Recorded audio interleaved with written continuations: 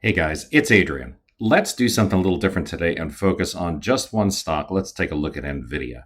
So first, let's look at last night's trading plan. Here you see it, NVDA Corporation. This was a scalper setup on the short side of the market. 107.54 was the top band and 106.34 the bottom. And you can see here that I've got them all plotted on the chart before the market opens, just ready to go. And when we get a morning like we had today where the employment number comes in soft, then it's a perfect opportunity to take the trades as per the trading plan and get in close to that opening bell.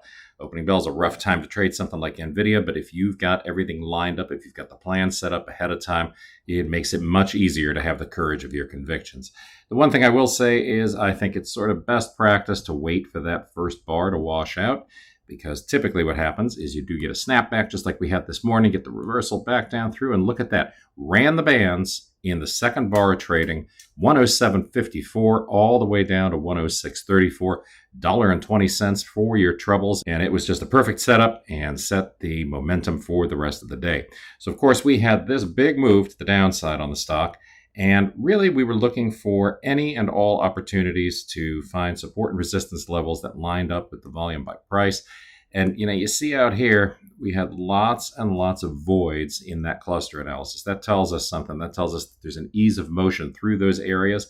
And once we get down into them, it's very likely that we're going to see a pop to the downside as the trend continues to develop throughout the day. And that's exactly what happened. We didn't see a whole bunch of trading opportunities on this one until we got all the way down into here and started retesting this pivot line. So 102.48 just above the pivot was a solid entry on this on the reversal. Came down through the pivot, looks like it's about to do it again. If it gets up here, look for the hook up above and then a track back down through here, and the target is going to remain the same, 101.61. Setups like this against the backdrop of a big trend provide great opportunities to profit all day long.